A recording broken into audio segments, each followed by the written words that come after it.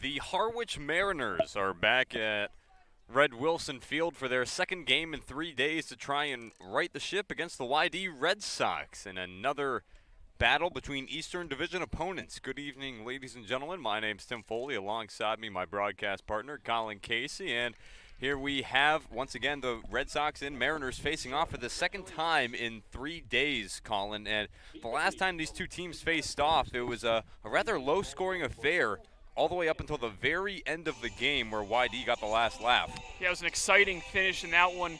Looked like the Mariners had it all wrapped up. Great pitching on both ends, 2-1 going into the ninth, and a solo home run derailed that. A tough tie to swallow. Another tough one yesterday for the M's, losing 10-4 against Bourne. But Tim, that doesn't tell the whole story. It was a tie game going into the ninth, and Bourne dropped 6 runs and just kind of doing Bourne things where they've just been so hard to beat this season. But got to be a clean slate for the Mariners today. They want to get back on the right track. They're still very much in that playoff battle in the Eastern Division. What better way to do it than against a crosstown rival? Certainly so, and we'll get to it in the bottom half of the inning, but it is Trey Day here for the Mariners. Trey Dombrowski, the ace for these Mariners, as he has come out to be, is going to be on the mound for the Mariners in the bottom half of the inning. Colin, what are you expecting from him today?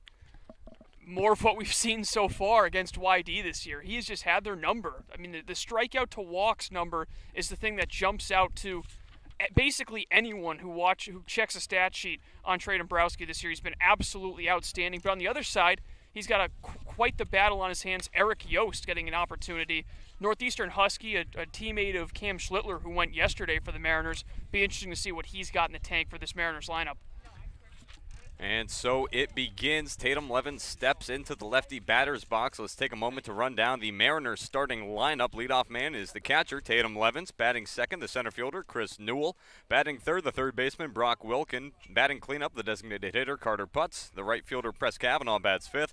Batting sixth, the left fielder, Josh Hood. Batting seventh, the first baseman, Dylan Phillips, as Levins' first pitch he sees, cracked over to first, is a ground out to Dominic Keegan, one away. Max Codier bats eighth. He's at second base. And the shortstop, Zach Preisner, bats ninth. So now, after a quick out, this brings up Chris Newell, the center fielder. Newell, he has been hot as of late. 4 home runs across his last 8 games, including a home run last night. One of the 9 recently named All-Stars to this Harwich Mariners team. Levins was just one. The man in the on-deck circle, Brock Wilkin, another one. It's an 0-1 count here to Newell from Yost. The pitch. Big cut and a miss. Now quickly 0-2 here against Newell. And Newell swinging a hot bat. Homered the last time these two teams played, and really just about as hot as it gets for him. 4 home runs over his last 10 or so games.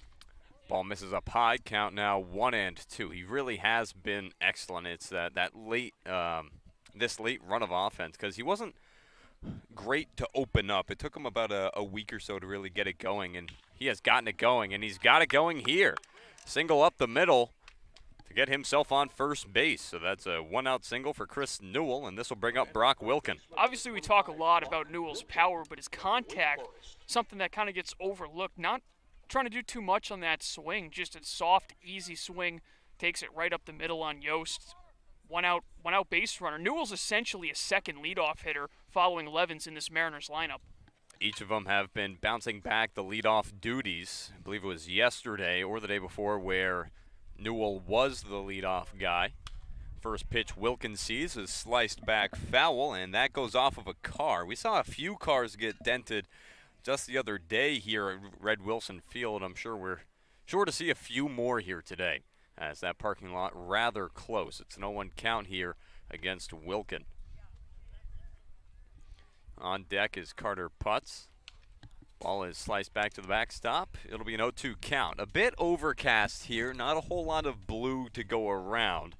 And this was a game that earlier today we were unsure as to whether or not it was going to be played, whether or not it was going to even be started, because of what the radar was telling us. It's going to be storms, scattered thunderstorms. There is a watch for the area as Brock Wilkin watches that ball go on the outside, missing. It's a 1-2 count. Every minute of good weather is important in a park like Red Wilson Field with there not being any lights.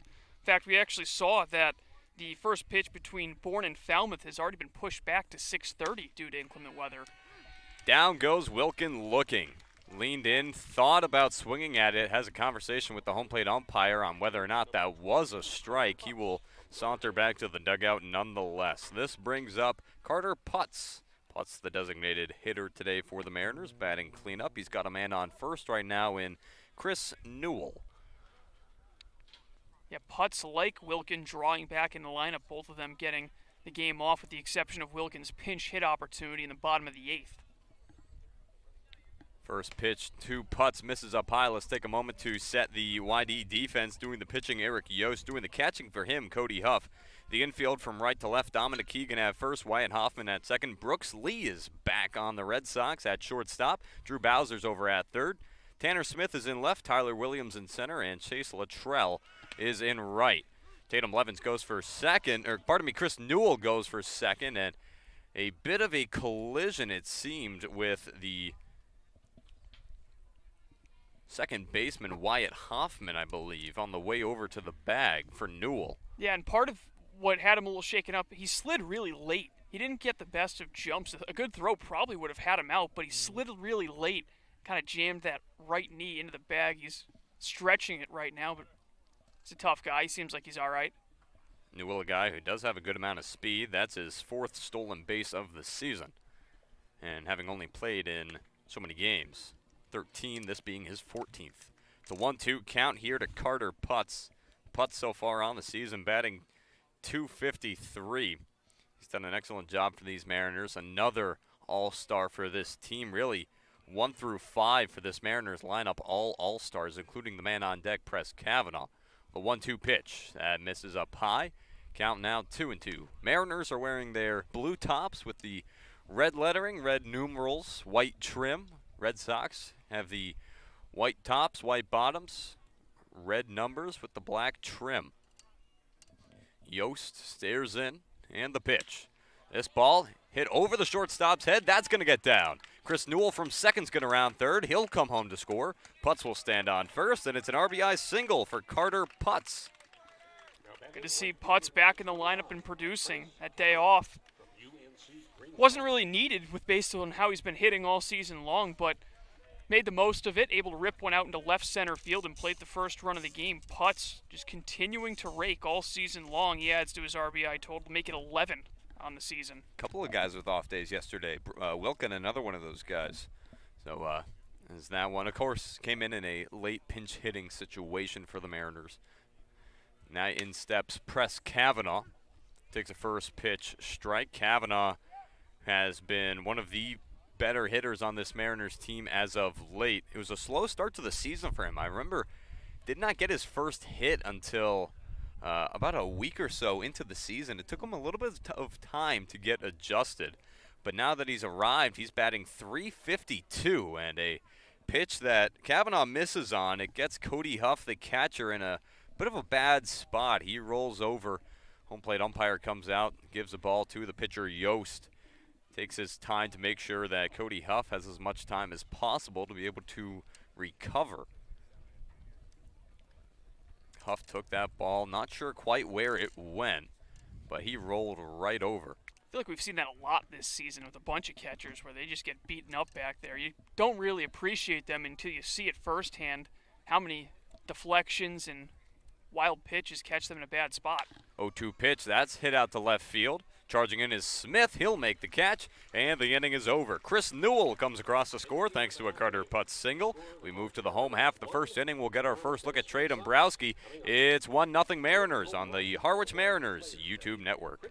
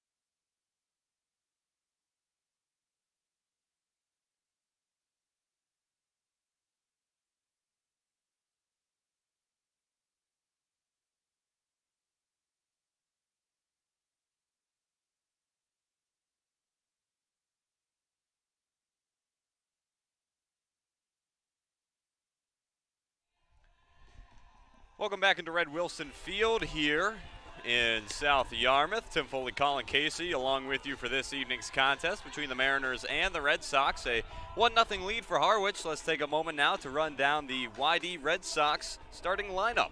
Batting leadoff, the second baseman, Wyatt Hoffman. Batting second, the shortstop, Brooks Lee. Batting third, the first baseman, Dominic Keegan. Batting cleanup, the catcher, number 26, Cody Huff. Batting fifth, the right fielder, Chase Luttrell. Batting sixth, the third baseman, Drew Bowser. Batting seventh, the left fielder, Tanner Smith. Batting eighth, the center fielder, Tyler Williams. And batting ninth, the designated hitter, Crew Robinson. Those are the 9 who are stepping in for the Red Sox. And you may have noticed a familiar name, a name that the Mariners have seen earlier in the season, Brooks Lee. We'll talk about him a bit in a moment as the first pitch thrown by Trey Dombrowski, unsurprisingly, falls in for a strike. That is the man who is on the bump today for the Mariners, and he has been nothing short of superb for Harwich so far this season. Second pitch misses down low for a ball, counts 1-1. Trey Dombrowski, across 18 2/3 innings pitched, has struck out 29 batters while only walking 1. He has had excellent command of all of the pitches in his arsenal as he gets ahead in the count here, 1-2, with a strike that finds its way in for a called strike. And if any team knows about Trey Dombrowski, it's the YD Red Sox, because most of the appearances he's made this year has been against the Red Sox. 1-2 pitch is skied out to right field. Press Kavanaugh settles under it to make the catch. 1 away in the bottom of the first. Let's take a moment to introduce you to this Harwich defense. Of course, on the mound, Trey Dombrowski doing the catching for him. Tatum Levens playing over on first. Dylan Phillips. Max Codier plays at second. Zach Preisner's at short. Brock Wilkins at third. The outfield from left to right looks like this: Josh Hood, Chris Newell, and Press Kavanaugh. But these are numbers for Trey Dombrowski that the Cape League has not seen. Not in a long time, really ever, as the second pitch here, stopped by Preisner, prevented it from getting through the gap, but he did not like his chances on a throw over to first, so he'll eat that one. And it's a 1-out single for Brooks Lee. Welcome back from Team USA. And welcome back indeed. Hit that ball sharply. Credit to Preisner showing off his range, getting all the way over there. He's made a couple of nice plays over the last few games in which he's had to make a sliding stop. That one just too far in the hole. Lee can run pretty well being a shortstop and force Preisner to eat it. Transition to his throwing hand also wasn't exactly the smoothest. And that's something that you don't see all too often, as the new batter, Dominic Keegan, fouls one back to the backstop, where a guy will leave for Team USA. You see that happen plenty here on the Cape. A lot of great talent. But for a guy to come back after the fact, after you play an entire college season, you play a portion of a summer league season, you go travel the country playing for Team USA, and now you're back to try and help your summer league team make a run at the playoffs. To a lot of guys, you have that kind of pedigree. You're kind of all set. You can take the summer off, as it's a 1-1 count here to Dominic Keegan. Pitch is held off of for a called strike, but for Lee, that tells you a lot about his character, that he just loves the game of baseball. Yeah, that's what you took the words out of my mouth. Anyone who's that committed to a team that you'd already left to come back and help them make a push for the playoffs really says a lot about Lee. The 1-2 pitch. That's going to be held off of by Keegan. It's a 2-2 count now. Yeah, Keegan, talk about making a difference early on. This just his 5th game. He's already got 3 home runs, 4 RBIs. 2 of those home runs, the only runs scored in that 2-2 tie the other day against the Mariners. This ball's pulled foul. Hit a home run in the first inning after Harwich went up in the first inning. 1-0, ended up being tied after 1. And then in the bottom of the 9th inning, after we were so uncertain as to whether or not the game would be played to completion due to weather, it was rather cloudy and darkness was looming. Dominic Keegan sends one out to center field once more, ties the game, and the Mariners looking to pick up a win here against YD. Down goes Keegan swinging. First strikeout of the day for Trey Dombrowski, and that is number 30 for Dombrowski. I want to talk about him again for a moment. Finish up a point I was starting earlier as Cody Huff comes into bat now. These now 30 strikeouts to 1 walk that we've seen from Trey Dombrowski is something that has not been done by a Cape Leaguer, that has not been sustained over the course of a season. Of course, plenty of baseball left to be played, but this guy has been absolutely filthy when it comes to being able to strike guys, not only strike guys out, but not walking guys. I mean, you'll have some of the most patient batters in the country here in this league, but Dombrowski's making them all look silly. And that's a silly swing there from Cody Huff, trying to find that one upstairs. He falls behind 0-1. And he gets it done in so many different ways. Right there, he blows a fastball by you with a strikeout pitch to Keegan. Sweeping breaking ball down and in that he couldn't even get off his shoe tops. Dombrowski looks over at Leon first. The 0-1 pitch. Did he check his swing? He did. He did not go around, so it's now a 1-1 count. And you mentioned it earlier, Colin, that Trey's gotten most of his looks against YD. There was that relief stint he had where he pitched 3 2/3, struck out 10 of the 11 outs he was a part of, and that 11th out, it was a grounder right back to him. So he took part in all of that. This ball is fouled back over our heads. Lands in the ground, misplayed by a fan. He'll have to pick it up on the hop. Yeah, Cody Huff coming in, 7 RBIs on the season, just a 226 average. And the big thing for him, he needs to cut those strikeout numbers down, 15 compared to just 2 walks. 1-2 pitch, take it inside by Huff. Now goes to 2-2. It's one thing about this YD lineup. They do strike out a lot, and that really caters well to Dombrowski, as it has been over the first couple of appearances he's made against the Red Sox. Yeah, you have to wonder, they strike out a lot. A lot of it's because of him. As the 2-2 pitch runs inside, and Dombrowski here at risk of issuing his second walk of the season. And even when Trey misses the zone, that didn't miss by a whole lot. I mean, he knows how to pound the zone and is able to get guys to chase at some of those pitches that are just so close. The 3-2 swing and a miss. Down goes Huff. Back-to-back Ks for Trey Dombrowski. That wraps up the first inning. Harwich still leads at 1-0. Move into the top of the second here. Red Wilson Field. Back in a flash. You're listening to the Harwich Mariners YouTube network.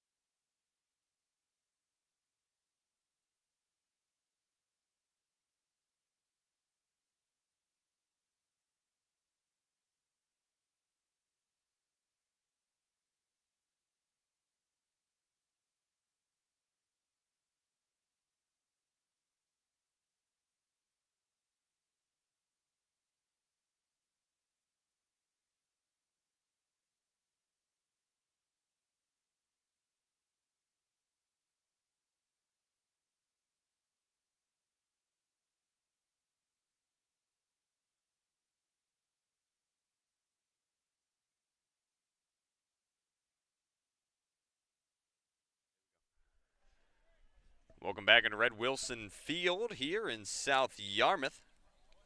Leading off for the Mariners in the top half of the second inning, it's the left fielder Josh Hood. Happy birthday to Josh Hood, as he today is celebrating his birthday.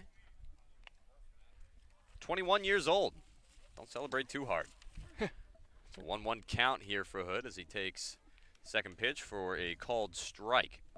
Especially after the strong game he had last night. He was able to rip a triple into right center.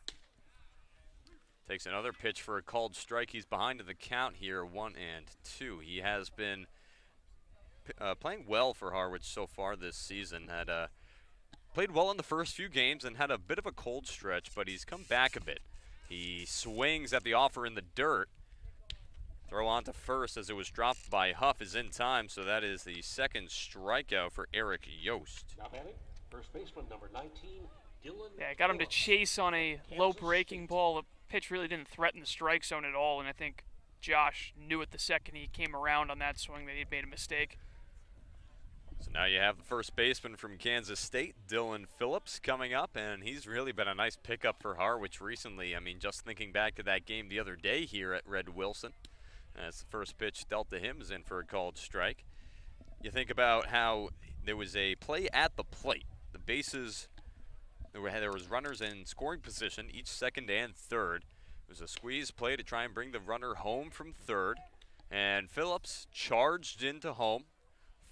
Put the ball in his glove. Actually didn't even really, just scooped it with his glove towards the catcher in Levens, as Levens was able to apply the tag and prevent the run from coming across, and ended up being a very big run to save, as it's a 2-1 count here to Phillips. Phillips, a guy not really known for his glove either, Tim. It's mostly the power that people recognize him for.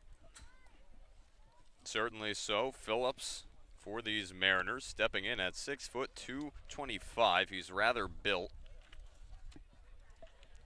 Looking to be another solid power bat for these Mariners. It's a 2-2 count here to him. Yost, the delivery. Misses outside. Count now runs full. Yost has already struck out 2, but he has not walked 1 yet today. Phillips looking to be the third Mariner in 7 batters to get on base. The 3-2 pitch. Ball hit on the ground, chopped foul towards the Mariners' dugouts. Everybody leans back to avoid that one. And we'll do it again. Yeah, no Brennan Tinsman today for the Mariners. That just shows how deep this lineup is when a guy who's been hitting as well as he does is still kind of finding his way in the lineup every other day. This pitch misses up high. First walk of the day issued by Eric Yost. Dylan Phillips is on first. It's been a lot of really good pickups. I know we just talked about Phillips, of course, Tinsman as well, another one of those guys who's been excellent. Of course, with the departure of Aaron McKeithen out of UNC Charlotte after the MLB draft, going and signing with the St. Louis Cardinals. A hearty congratulations to him in case he be tuning in. There was a need for another catcher on the roster, and a lot of times, you know, coaching staffs at this point in the season across the Cape will really, they'll take recommendations from guys on the team, and so you have to imagine that a guy like Brock Wilkin was able to help bring his teammate in Tinsman, and it's been a great pickup. Yeah, really steady bat at the plate, and one thing I mentioned in the broadcast yesterday, really eye-popping discipline. He knows how to draw walks better than almost anybody in this lineup. It's an 0-1 count to Max Codier, who's in the lineup. Ball chopped on the ground to second. Hoffman side throw on to first. They'll get the runner there. Dylan Phillips does advance to second base, and now Harwich has a man in scoring position with the shortstop Zach Preisner coming up the bat. Yeah, I really like that decision from Hoffman. He really wanted to throw to second that ball. He just realized it probably wasn't going to happen. Phillips, not the fastest guy, but ball not hit all that hard, deep in the hole. Bad throw would have compounded things in the inning. Now you got 2 away, and your pitcher can just focus on the batter. So now you have Zach Preisner coming up to bat. One of these guys for Harwich who's trying to get it going offensively still. Had a good game yesterday, I believe it was. Hit his first home run of the season. For some power there. Helped to give Harwich that comeback effort before it ultimately fell apart in the 9th inning. He's got a 1-0 count to him here. Tatum Levens is the man on deck. Hoping he can see some time, I'm sure. Fouled off by Preisner, and this one wraps around the netting and actually comes rather close to striking us here where we sit in our media booth here, just on the right side of home plate at Red Wilson Field. I didn't even know that was possible. Now I'm worried that our equipment might end up getting hit on a recoil. I'm, of course, not as worried as I would be if I were at Spillane Field right now. The 0-2 pitch just misses outside the zone. It's a 1-2 count now. Did not miss by much. Yost perhaps thought he had that third strike there, thought he was out of the inning. Preisner still looking to do some damage here. Phillips still stands on second. Yost comes set. Stares back to second, and the pitch. Ball's going to be skied up. Foul. Back towards the snack shack. They have a lot of good options here at YD, despite the removal of a Cape legend in the donut burger. You know, they got clam chowder, all your classics. Yeah, no question. A lot more intricate than you'll see at a lot of ballparks. Still disappointed, though, about the donut burger. I hope that they reconsider. So do I. I mean, you were here in 2019. You had the pleasure of It was having it at excellent. least once. It was excellent. I did not get to have it once. Down goes Preisner swinging. That ends the inning. Dylan Phillips left on second. It's still 1-0 Harwich. We'll bring you the bottom of the second inning in just a moment. Don't go too far. You're listening to the Harwich Mariners YouTube network. After an inning and a half.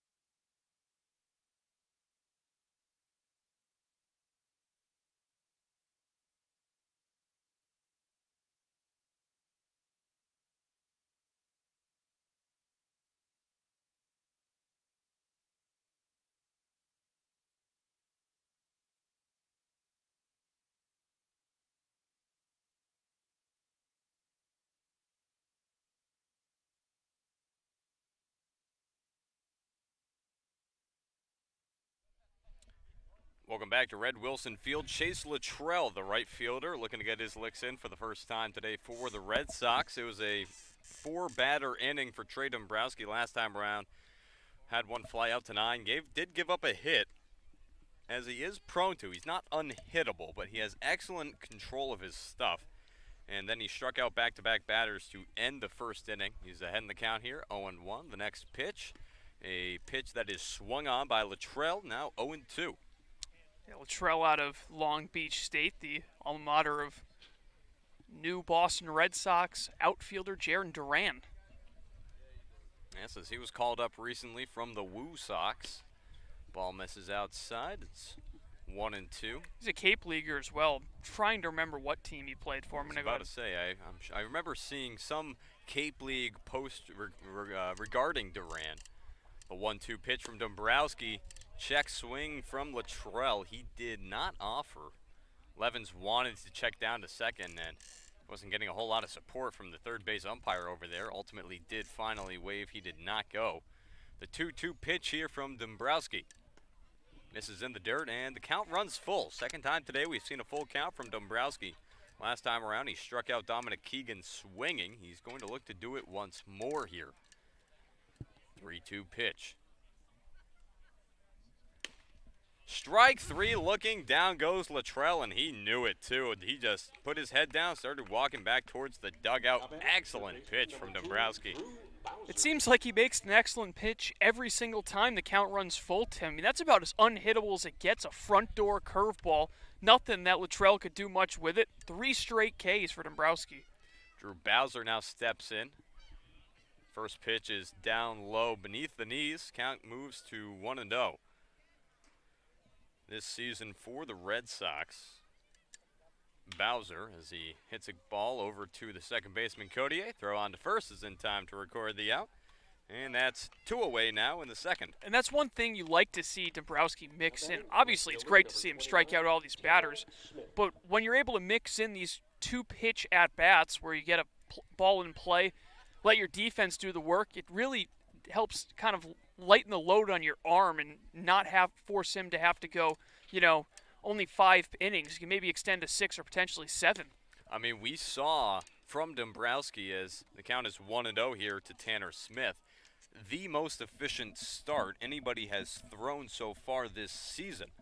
Had 7 innings pitched against these YD Red Sox. That was the Nessing game, I believe it were, as it's now a 1-1 count. He was absolutely filthy. Threw 7 innings and only threw about 85 pitches.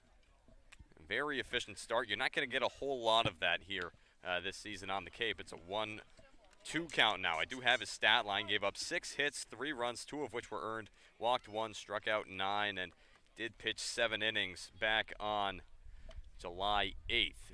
1-2 count. Ball chopped on the ground. Foul. Count stays at 1-2. And that's still with such a high number of strikeouts. He's still able to be that efficient, which is really impressive. You see a lot of guys that strike out high-volume batters, but they can't really go that far because they drive their pitch count up. Not the case for Dombrowski. A 1-2 pitch. Fan and a miss. Down goes Smith. And that's strikeout number 4 for Trey Dombrowski. He's cooking early. We'll be back with the top of the third in just a moment. Don't go anywhere. You're listening to the Harwich Mariners YouTube network.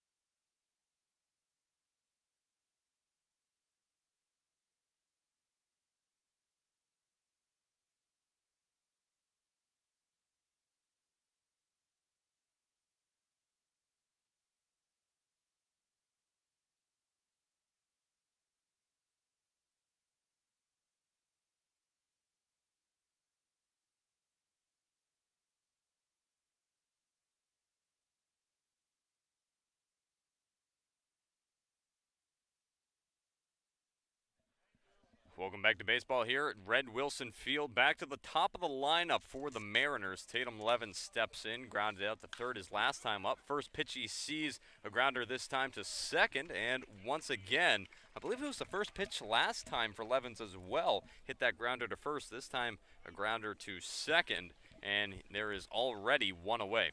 Yeah, continuing to be a little bit of a tough stretch for Levins, who I think that makes him now 1 for his last 17, which is crazy to think about after that torrent pace he was on to start the season. He had a double-digit on-base streak recently that I'm unsure as to whether or not it has since continued, but he has looked good for Harwich, but as you mentioned, Colin, been a bit of a tough stretch for him.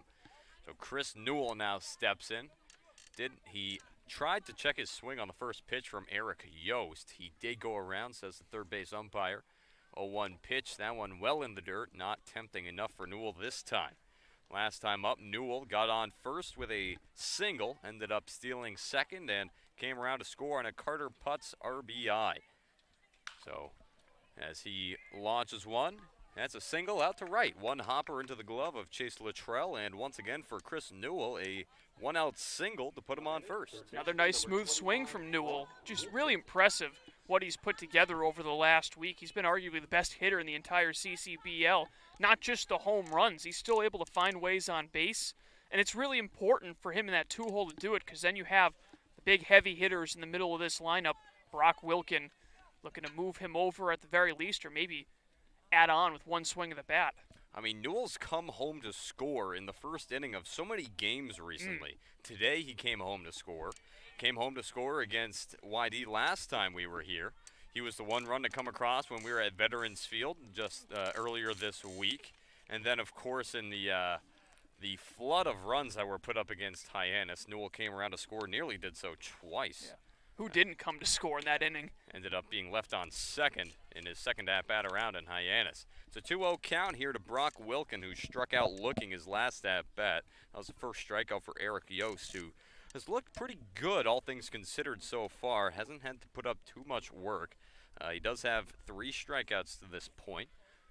He's behind Wilkin here, 3-0, and this is a tough spot to fall into because Wilkin's a guy who will really force you to throw strikes, and then once you do throw strikes, he will jump on you like nothing.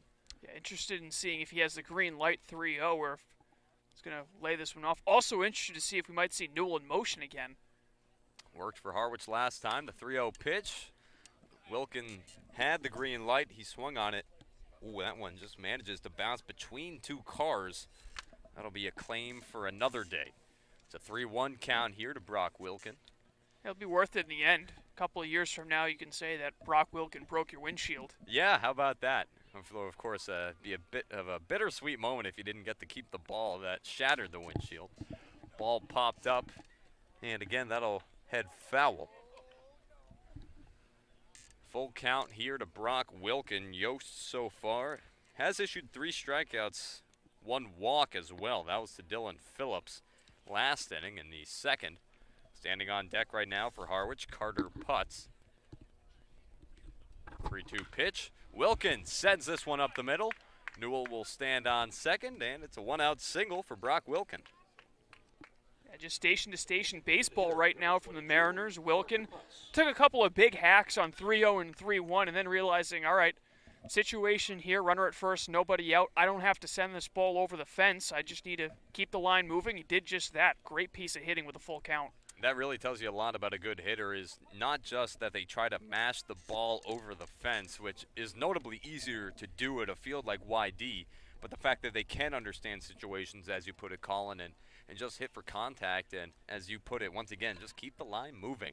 So this brings up Carter Putz. Had an RBI single last time around. That brought around Newell. He'll take the first pitch in for a strike. And that's the other thing. It puts one of your best RBI guys in Carter Putz in a great opportunity. I mean, a single here, very well scored. Newell with his speed on second. Putz now up to 11 RBI on the season for Harwich. He's been bringing them around at an excellent clip. The 0-1 pitch is fouled off on that first base side over to the left of the snack shack here at Red Wilson Field. Already got some action in the YD bullpen, a left-hander getting loose. And that's not entirely surprising. You know, we talked to Brad Klein, one of the YD broadcasters before the game, and he was giving us a bit of a scoop on Yost, a guy who hasn't started since his junior year of high school. This ball off the end of the bat of Putz. That gets down into right field. Newell's going to come around third. Wilkin will hold up at second. And it's a 2-0 lead now for Harwich. Chris Newell, once again, the man to come across home. Carter Putz, once again, the one to drive him in. Going the other way with a pitch on the outside part of the plate and just drops it over the first baseman Keegan's head into right field. Plenty enough to score Newell. Mariners just kind of playing situational baseball today, not trying to hit the ball over the fence, just manufacturing runs, and they're in a great spot early in this one. That's three straight singles for Harwich now. Newell, Wilkin, and Putz each delivering. Now steps Press Kavanaugh. First pitch he sees, he'll get a hold of that one, but sends it foul along that first base side. So once again, to talk about Yost here, hasn't had a start in a game since his junior year of high school. Of course, he's a true freshman over at Northeastern, so was a bit of a bullpen guy there this past season. Didn't have a senior year in high school, of course, due to the COVID pandemic shutting things down by and large. And so that ends up resulting in him coming here to the Cape and having his first start in over 2 years. This ball hit on the ground. Kavanaugh is leadoff man at second's thrown out, but Kavanaugh does a nice piece of hustling to beat out the throw at first. Down goes Putz. This does advance Wilkin to third base, so now runners on the corners with 2 outs. Yeah, fielder's choice for Kavanaugh. Hit a little bit of a chopper towards Lee. It was a good flip to second, and Hoffman had a nice return throw, but as you mentioned, great hustle from Kavanaugh to break up that double play. Kavanaugh with some excellent speed for Harwich. We've seen it on display all season long. He's made a show of it in the outfield as a ball from the bullpen has traveled onto the field of play here. One of the YD bullpen guys actually running out into left. Play will move on. Yost nods and delivers. First pitch down low. So I think that was one of the things that we heard about Yost, was that we shouldn't expect to see him for too long here. This is his third inning of work. You know, he is now at this point seen, this is his 15th batter in Josh Hood, who's ahead in the count, 1-0. Hood took a ball that was high in the zone and pulled that thing foul. Count now 1-1. Yeah, a little bit out in front of it. He does have a lot of space down that left field line, so with two away and Kavanaugh at first, Hood's able to straight one out and drop it down the left field line. Should easily score 2 runs. 1-1 count here. Hood lays off of it. Count now moves to 2-1. For Yost, so far in this game, he has thrown 52 pitches. Pretty heavy workload through these first 3 innings. First 2 2/3, I should note. It's now a 3-1 count on Josh Hood as that pitch ends up down in the dirt. And he's going to have to go right after Hood here because you don't want to walk the bases loaded for Phillips in the on-deck circle. Here's the pitch, and he'll walk him. Second walk of the day issued by Eric Yost. That does load the bases for Dylan Phillips, guy who got on with a walk himself back in the second. And he's still looking for that first home run here on the Cape. Had an RBI single, though, yesterday. Big one to tie the ball game. And we'll see, and it looks like he's going to have to do it against a new arm. Maybe a matchup move here from Scott Pickler with the left-hand hitting Phillips coming to the plate. We'll have to see what they ultimately go with. We'll bring you the scouting report on the new guy in just a minute. We'll also recap the day for Eric Yost. We'll take a short break for the pitching change. Don't go too far. It's 2-0 Harwich with the bases loaded in the top of the 3rd inning. You're listening to the Harwich Mariners YouTube network.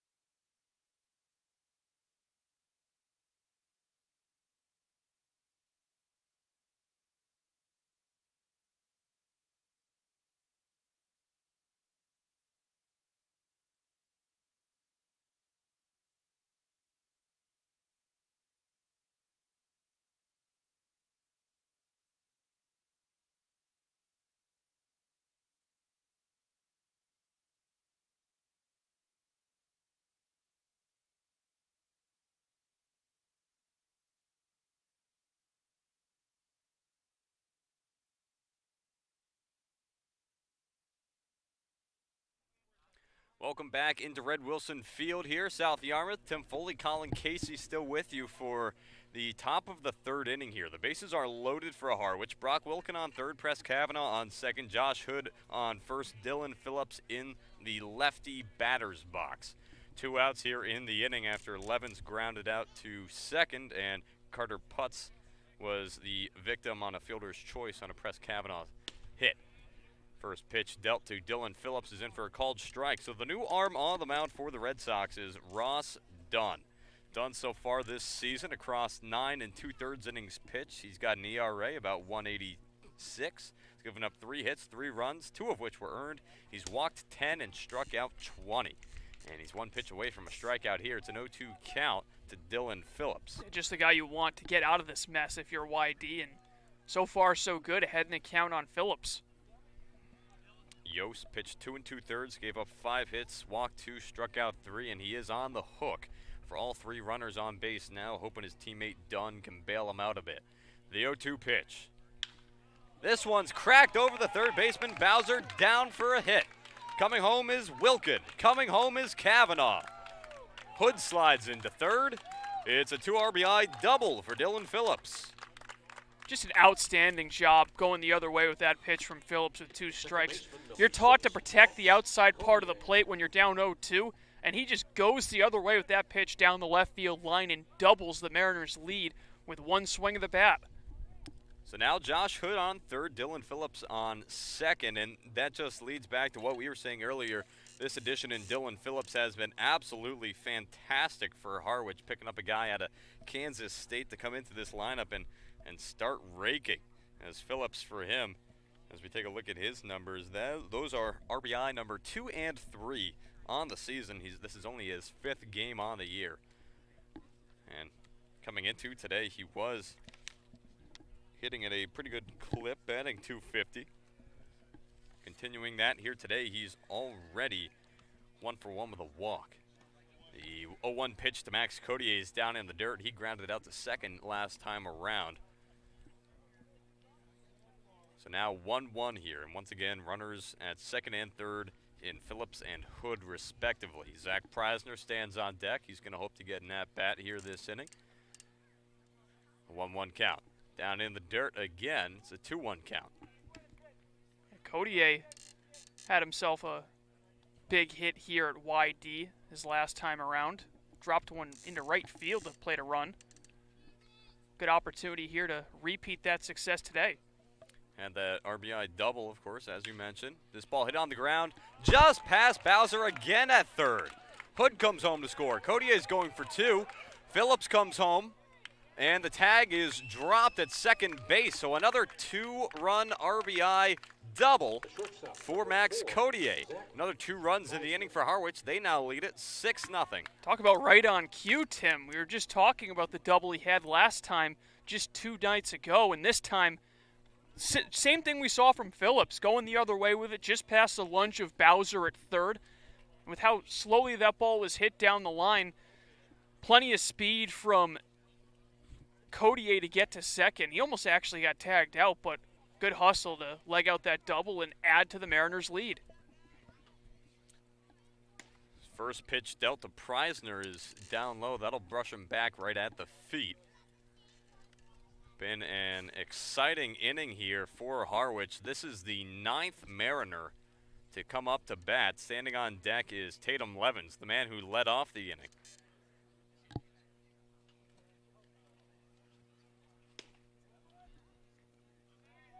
As the scoreboard here, Red Wilson not quite updated. Believe it to be a 2-0 count.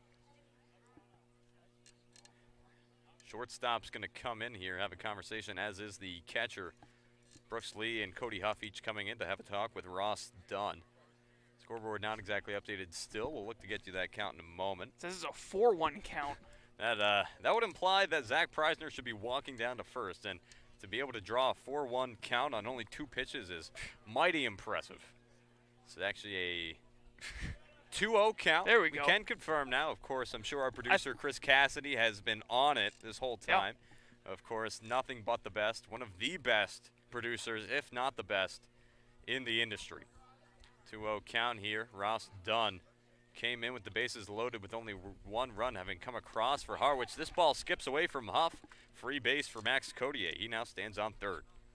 And we're kind of seeing what we saw in last night's game, Tim, with Owen Cody, but tonight with Ross Dunn. You come into a tough bases loaded situation, it's kind of hard to get into a rhythm as a pitcher, and Dunn just hasn't really been in one. Back-to-back doubles to lead off his outing, and then a 3-0 count now to Preisner against the bottom of the order. I mean, you think about that, and while, yes, it's true, a guy like Dunn, he came in with 2 outs already. His job should really just be to focus on the guy in the batter's box. 3-0 pitch misses up high. That puts Preisner on first, and now for the second time this inning, Tatum Levens comes up to bat. Grounded out to second to open up the inning, and also grounded out to first back in the first. And that's now 8 straight guys to reach base for Harwich, including the fielder's choice from Press Kavanaugh. So Harwich just with a hit parade, drawing walks, anything they can. And it all goes back to that Kavanaugh legging out that fielder's choice as well, Tim. None of this happens if he isn't able to get to first base. Certainly so, an excellent point. As Levens takes the first pitch strike. And yeah, you mentioned it as well. Levens was the only guy through the lineup that first time through in this inning to not get on base. It was 1 pitch, 1 out as well. Mm-hmm. And he's been aggressive, so he'll certainly take the first time around. And once again, Levens hits a grounder on to second, and some things stay the same. Another Levens grounder for the second time in the inning. That ends the inning, but Harwich puts up a 5 spot on YD. They now lead it 6-0 at Red Wilson Field. We'll be back with the bottom of the third in just a minute. You're listening to the Harwich Mariners YouTube network.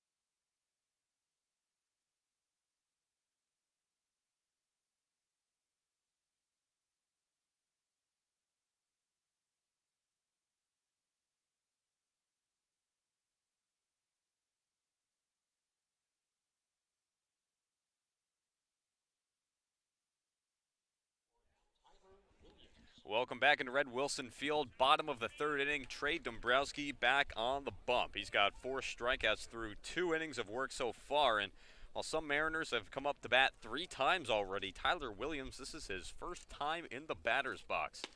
Takes the first pitch, called strike. A defensive change to let you know about. Chris Newell, who had injured himself sliding into second. We were unsure about the extent of his injury. As the second pitch to the batter, Williams, grounded to second. Codier can't handle it. He'll have to eat it after the fact. That is going to be ruled a hit instead of an error on Codier. So Williams, the leadoff man, is on first safely. Yeah, that's a tough play for Codier going all the way to his right, trying to backhand it. Even if he gets it cleanly, I don't think they're going to get Williams, who is busting it down the line. So it's exactly what YD needs right now after giving up a 5 spot. They need base runners, and that's a good start for the Red Sox. So this brings up Crew Robinson. Just so to go back to that point, Chris Newell, we are unsure of the extent to his injuries. We still are unsure about what exactly may have been tweaked, but something was tweaked to the point where now you have Jordan Beck standing out in center field. That is the only defensive adjustment that head coach Steve Englert has opted to make this inning, and so we'll have to see. I imagine Newell may be out for the game then. You put a guy like Beck in. Defensively, I think you're still confident, especially after now being up by 6. You want to try to maintain a defensive presence, but we'll have to try to keep an eye on Newell for future games. Of course, hoping nothing too serious so that you can come back and be a part of this lineup. 1-1 count here to Crew Robinson is low and away, now 2-1. Robinson was the guy who had the big home run yesterday for YD. Give them the lead and eventually the win over Orleans. You know, YD, something about them in these ninth innings. They have had some excellent outings. 2-1's over for a strike. Chatham is what I meant to say. Orleans playing to it yesterday, getting that victory. So collectively a solid day for Eastern teams. Of course, not the case for Harwich. Yeah, it was a tight one to the very end against those Bourne Braves. Down looking goes Robinson. Called strike 3. Robinson frozen for a second. Couldn't believe it. Thought he was maybe going to get one back, but he will sit in the dugout. That is strikeout number 5 for Trey Dombrowski. Yeah, 5 strikeouts, 1 time through the order. More of the same, what we've seen from Dombrowski this year, especially against the Red Sox. First pitch to the new batter in Wyatt Hoffman, who's now in for the second time today, is a called strike. Hoffman flew out to right field his first time around. It's an 0-1 count here. Williams still stands on first. Big swing and a miss from Hoffman, and Dombrowski ahead in the count 0-2. Just so hard to come back when you're down 0-2 to Dombrowski. Even if you're able to get a couple of pitches back, lay off a couple of chase pitches, then he just comes at you with a really good-looking fastball or a sharp breaking ball. Really has been fun. As the 0-2 pitch, swing and a miss from Hoffman. Strikeout number 6 from Trey Dombrowski. Well, with the breaking ball that time, just fell off the table. Hoffman swinging right over the top of it. It's the best way to come back from giving up a leadoff single, punching out the next 2 guys you face. And it really has been fun to watch Dombrowski, and he's a guy that this Harwich pitching staff has really all been proud of. In speaking with pitching coach Steve Gruenberg, he talked about how Trey's a guy who, as the first pitch he throws to Brooks Lee, misses up high for a ball. Trey's a guy who comes in and he does everything right. He gives full effort on his bullpen days, his lift days, his non-lift days. You know, game day, goes through his routines all properly, and so he is somebody who really takes it all seriously. He is a competitor. So, as Coach Gruenberg put it, none of his starts have been by accident. Trey Dombrowski is the real deal, as Coach Gruenberg has emphasized. And he makes it look so easy. It reminds me really of Clayton Kershaw out there in that he doesn't look like he's putting any effort into throwing his pitches, but still comes up on you quickly, and he's got that really sharp breaking ball that starts out at your head and ends up at your ankles in the blink of an eye. So it's been an absolute pleasure to watch all season long. It's a 1-1 count here to Brooks Lee. Runner goes for second. Hit and run is in action. Ball gets by both Wilkin and Preisner through the left side. And so now runners will be at the corners. Tyler Williams was able to scuttle over to third. Brooks Lee, however, holds up at first after Hood threatens to gun him down at second. So now it's a 2-out single for Brooks Lee. YD still looking for their first run of the game. He stands 90 feet away. And how about Lee in his return, making immediate impact, already 2 for 2, getting a couple of hits off of a tough pitcher like Dombrowski. And I like having the hit and run on there. You got to try something different, down 6 runs, get a guy in scoring position, and now you got him 90 feet away. First pitch dealt to Dominic Keegan. That misses for a ball. It's a 1-0 count. Keegan last time around, he was the first member of the Red Sox to strike out to Trey Dombrowski. Since then, 5 more have followed in his footsteps. Ball in the dirt. A 2-0 count. Not too often, Dombrowski will fall behind. Expect him to go right at the strike zone here.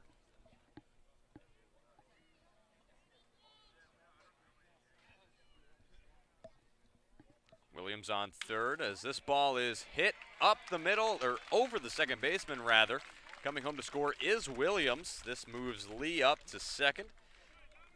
And Dominic Keegan, a 2-out single to drive in YD's first run of the game. Credit to the Red Sox getting it done with their bats. It's not like Dombrowski's been making mistakes by putting guys on. That's something you rarely see from him. They've just been able to pick up on his pitches this inning, and 3 singles, and they finally are on the board here, 6-1. So now Cody Huff comes up to bat. Another Dombrowski strikeout victim first time around. First pitch to him is a called strike. And that's how you'll see it, Tim, in the Cape League a lot. Guys pick up a pitcher better the second time around. It's tough to really lay into a pitcher in the first 3 innings. That's why it's impressive that Harwich was able to do it so early on.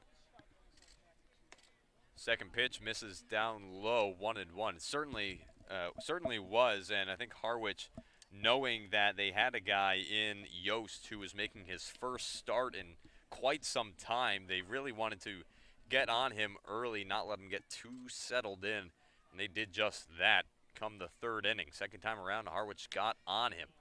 Ball chopped foul. Count will move to 1-2 here for Cody Huff. Good opportunity here for Dombrowski to get the momentum back ahead in the count 1-2. Able to hold it to a 1-run inning. No problem at all. Your team being up ahead. Your offense has helped you out. Time to return the favor. Dombrowski staring down second. The pitch. Did he go? He did not, as I did not think so. Cody Huff keeping the bat relatively back. Tatum Levens wanting to make sure, though, there's no harm in just checking. So now a 2-2 count here to Cody Huff.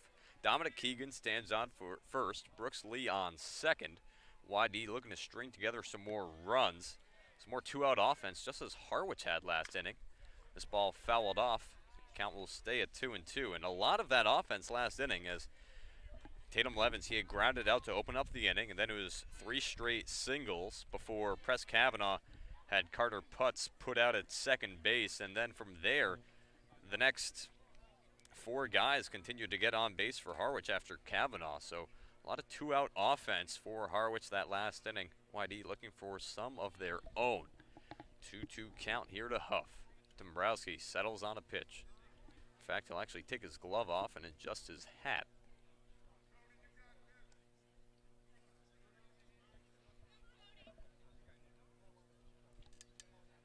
Dombrowski delivers.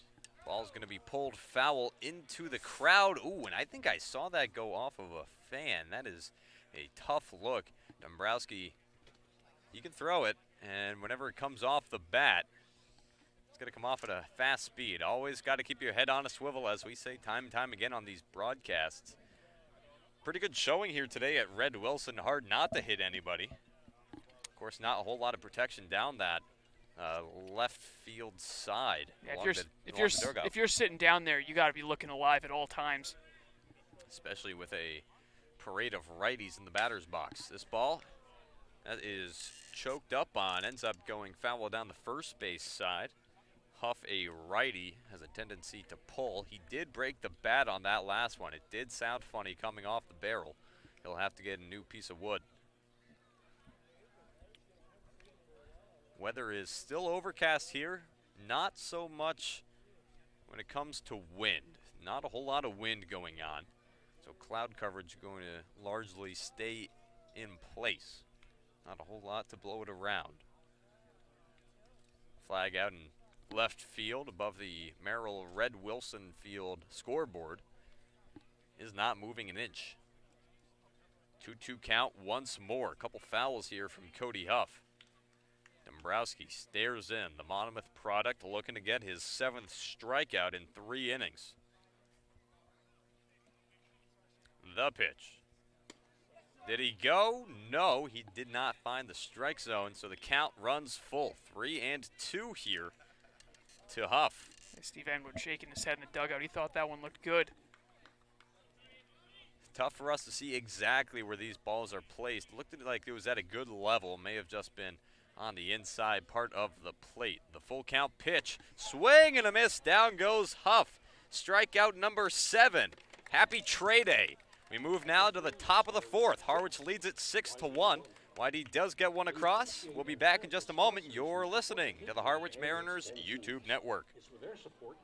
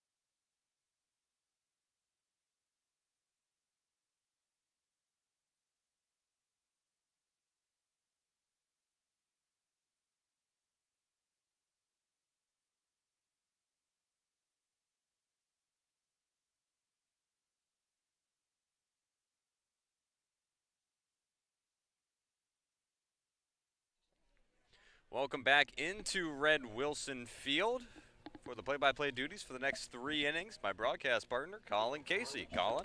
Thank you so much, Tim. We got a pitching change to tell you about. Ross Dunn, just the inning and a third to get YD out of the inning, and it certainly wasn't easy. Came in with the bases loaded and was unable to get that out immediately, giving up 4 runs given in, only 1 charged to him. 2 hits, 1 walk, no strikeouts. Jordan Beck comes to the plate for Harwich. This is his first at-bat of the game as he came in to relieve Chris Newell out in center field after Newell got banged up on a slide going into second. Beck swings and foul tips it straight back into the mitt. Yeah, and again, we don't want to speculate too much on how he might have gotten hurt, but Newell, a guy that Harwich really does not want to lose down the stretch, especially with the way he's been playing this past week. 1-1 is on the inside corner for a strike. Jordan Beck coming in with a .220 average on the season. He's driven in 6 runs. The 1-2 from Morse is lined sharply into left field. That'll fall for a leadoff single. Jordan Beck coming off the bench, showing no rust whatsoever. The Mariners in business once again to begin the 4th. And that's great to see from a guy like Beck. Continues to have the success that he's been starting to find recently here for the Mariners. Great job to be able to come in on a day where he perhaps wasn't expecting to play and perform well. That's now 3 straight hits for this 2-hole for Harwich.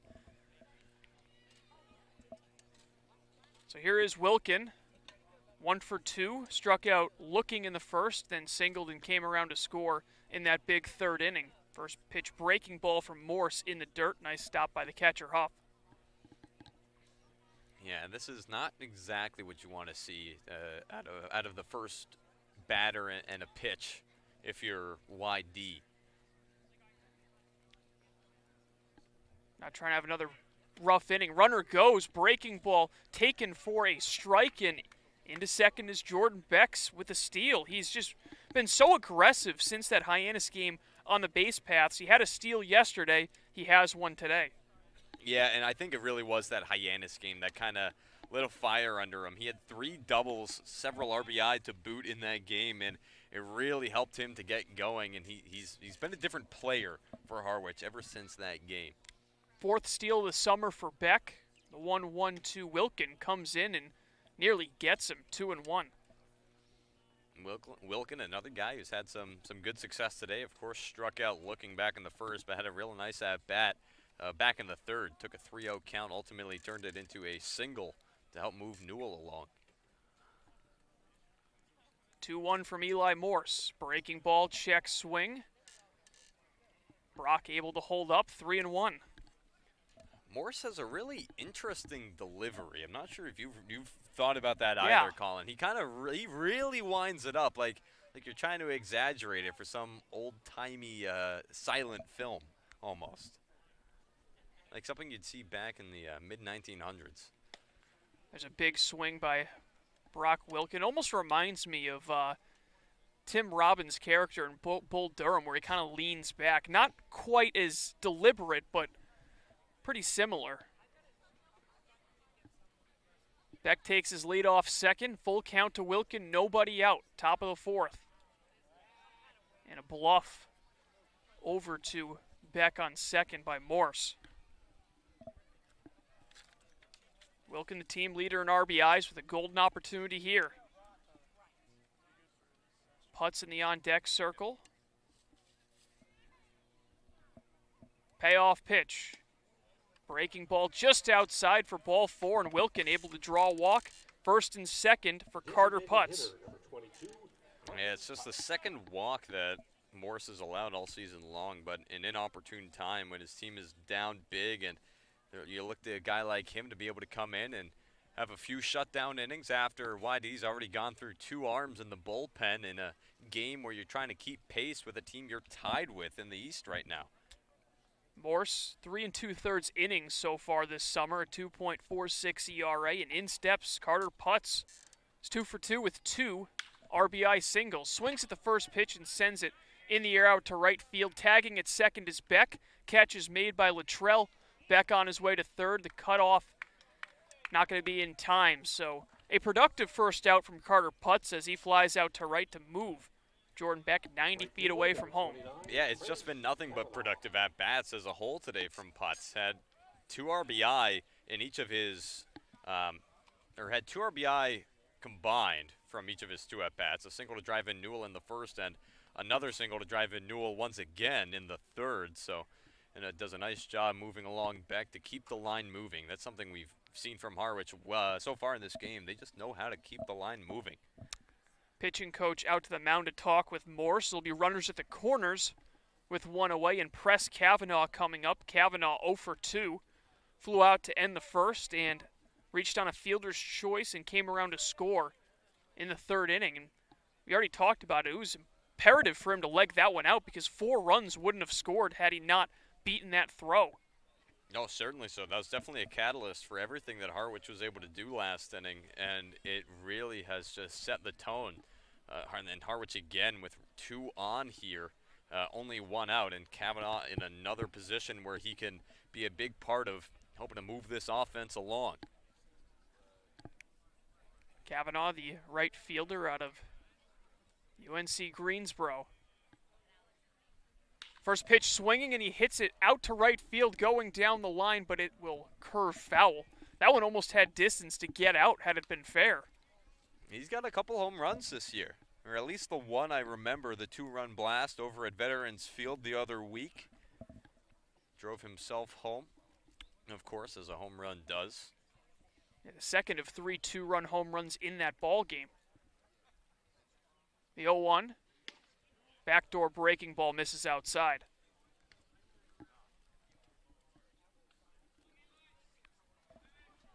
Clouds continue to move in here at Red Wilson Field, but nothing too ominous just yet. Game needs to go a full 5 innings to be official. 1-1 misses up and away, and if this game is called before 5 innings, it will not be made up, won't be completed. It will be scrapped.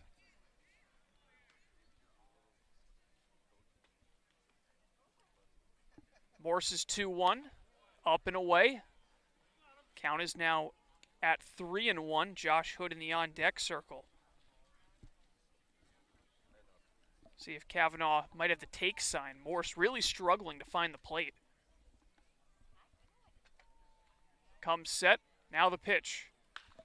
Fastball popped up, left side into foul territory. Bowser underneath it makes the catch as Kavanaugh just looks up in frustration. There's a big out number 2 for the Red Sox. Yeah, he wanted that one. Kavanaugh knew, with the control issues that Morse was having, that he was going to try to put it over the plate. He got a pitch that was over the plate.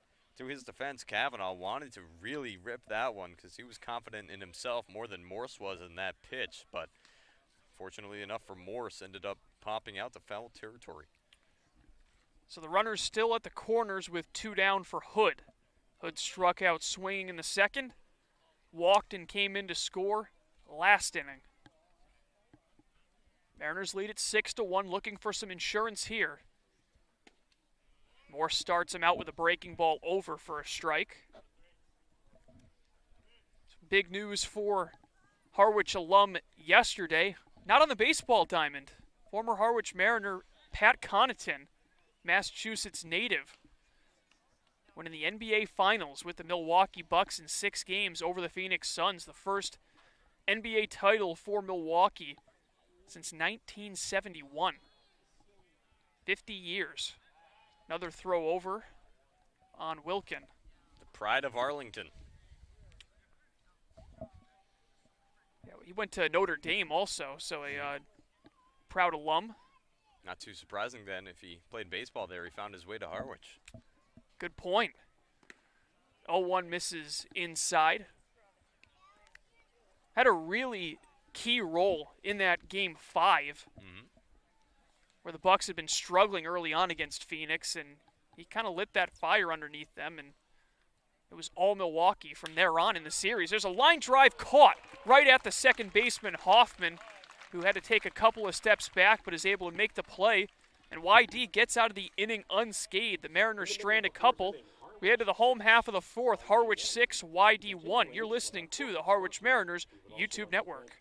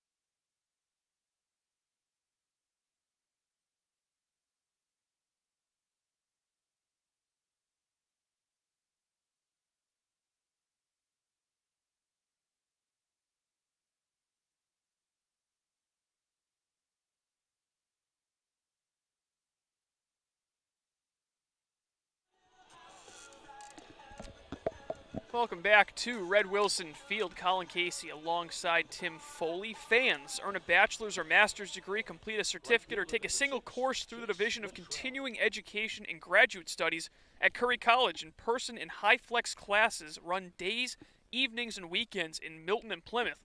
To learn more about programs in business, accounting, criminal justice, education, nursing, and more, visit curry.edu. Bottom of the fourth inning, YD looking to climb their way back into this game against Trey Dombrowski, who's been phenomenal on the mound. First pitch, the lefty from Monmouth delivers in the fourth, is a strike to Chase Luttrell. Yeah, last inning, I think we're going to see Dombrowski here try to bounce back a little bit more. The third was his busiest by a mile. Surrendered 3 hits in the first run of the ball game, coming on an RBI single from Dominic Keegan, who's driven in each of the last 3 runs YD has scored against the Mariners. Been a one-man army in the few games he's played since arriving. The 0-2, breaking ball, Luttrell does not chase after it. Mentioned Luttrell from Long Beach State, the alum of Jaron Duran, his first time up. Remembered he actually played for the Gatemen, so that's right. Formerly of Wareham. There's a ground ball up the middle. Tough play. Codier, the throw. Close play. They got him. Bang, bang play at first. A good stretch from Phillips. And the leadoff man is retired on an outstanding play at second from Max Codier. There you go, Max Codier, a guy who doesn't typically find himself in the lineup day to day, has to really make the most of his opportunities when he gets them, and a really nice play made there, stretching all the way out to his right behind the second base bag, as he was pretty deep in the hole when he started making that run. Perfect throw to Phillips. Really nice play. Right-handed hitting Drew Bowser swings the first pitch and fouls it off. Bowser from Stanford, along with his teammate Cody Huff, who ended last inning with a strikeout. The 0-1 from Dombrowski misses outside. Of course, their Stanford teammate Jacob Polish, a Harwich Mariner in 2019. Very similar pitcher to Dombrowski, a left-hander who doesn't have overpowering stuff, but racks up high strikeout numbers. Count now 1-2 to Bowser. Similar haircut, too. No, but Polish really was excellent back in 2019. A fellow All-Star as well. I believe they wore the same number, too. I think Polish wore 28 as the 1-2 right. Just misses outside. Crazy, the comparisons between the two.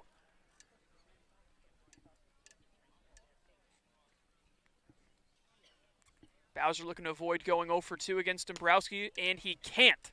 2-2 is swung on and missed. The breaking ball gets him, and that is strikeout number 8 for Trey Dombrowski in just 3 2/3 innings. Bases empty, 2 down. Well, not as good as his clip when he struck out 10 in 3 2/3, but in all seriousness, really just the same that we've seen all season long from Dombrowski. He's just come out and he's competed once again here for Harwich. He's ahead in the count 0-1 on Tanner Smith, who struck out swinging in the second. Left-hander has just been nothing short of exceptional since arriving on the Cape. Chopper up the middle. Preisner comes over, makes the play, And it's actually the second 1-2-3 inning for Trey Dombrowski. He is able to shut down the Red Sox in order. We head to the 5th inning. Harwich leads 6-1. You're listening to the Harwich Mariners YouTube network.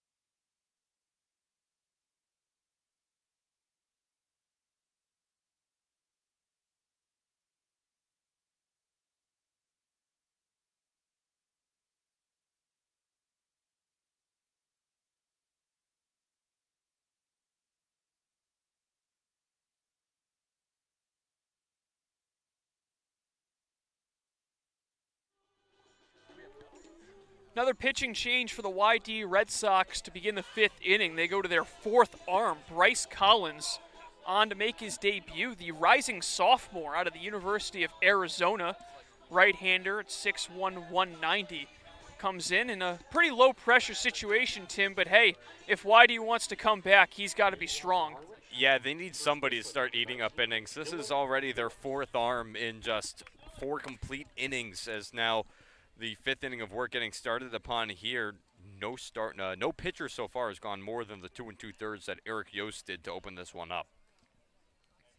So Collins will be greeted by Dylan Phillips, who had a huge hit his last time up, doubled down the left field line to score 2. And he's swinging at the first pitch and fouls it straight back.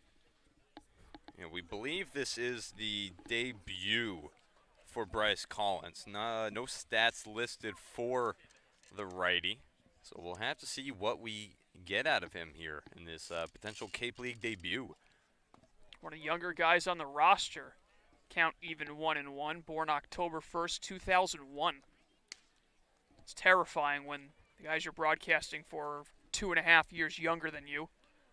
I remember always dreading the day that kids my age started getting drafted into sports leagues. Count 1-2 as Phillips swings through it.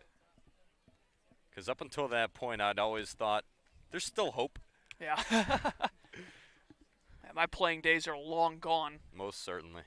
1-2 to Phillips. A breaking ball, can't quite get the ball back over the plate. 2-2. Bottom of the order, getting the job done for Harwich. 6 plate appearances. They've reached base 4 times, including 2 two-run doubles. But here, Phillips goes down looking on a fastball outside corner. Good start from Collins, 1 up, 1 down. Yeah, that's what you want to do, but this is a spot that Harwich is a bit familiar with. The leadoff man's gotten out in 3 out of the 4 innings, now make it 4 out of the first 5 innings so far, and they've been able to have some success still, so we'll see what Codier is able to do here as the Mariners continue to bat. First pitch to Codier, shows bunt, pulls it back, it's strike 1 called.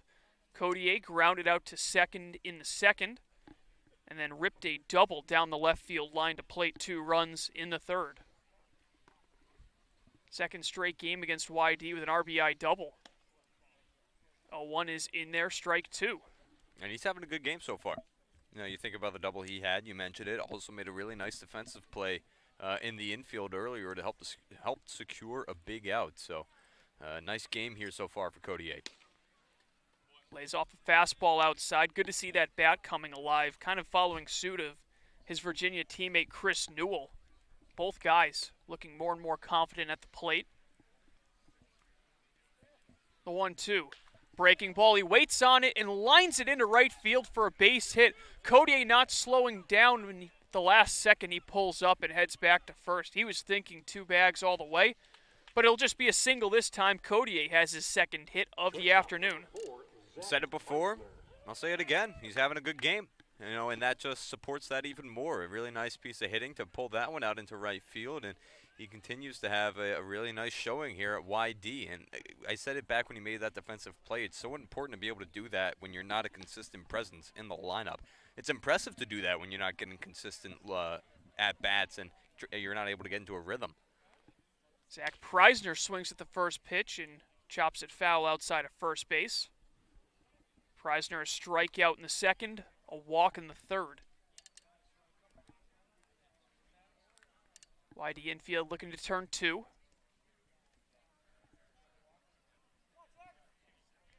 This, of course, the first game in action on the Cape. I believe the only game tonight being played at a field that does not have lights. The 0-1 is in there for a strike, which makes sense because there's no way they'd be starting games after 5 o'clock at places without lights. Yeah, both Brewster and Katuitt on the road. Brewster in Orleans for 7 o'clock and Katuitt in Chatham for another 7 o'clock. That'll pitch off in about 30 minutes or so. Bryce Collins is 0-2. Runner goes. It's hit on the ground to third. That'll take the double play out of commission. The throw a little high, but just in time to Keegan, who comes down and tags the bag. So Preisner able to move Cody up to second on the ground ball to third. There are 2 away in the inning. You talked about it. You mentioned the double play, not a factor there. Nice job by Preisner. Of course, would have liked to pull that one past Bowser, as a couple of Mariners have already done so far today. But even still, to put that ball in a place where it means the double play really isn't so much of an option, it helps to keep the inning alive, and now you have a guy in scoring position. Here's Tatum Levens, the only man in the Mariners lineup not to reach base yet today. He's 0 for 3 with 3 groundouts, all to the right side of the infield. I mean, that third inning put everyone on base but him. 1-0. Hit sharply out to left, but unfortunately right at the left fielder Tanner Smith. Doesn't even have to move, makes the catch, and the inning is over. So the Mariners kept scoreless in consecutive innings. Head to the home half of the 5th. They still lead at 6-1 over the YD Red Sox. You're listening to the Harwich Mariners YouTube Network.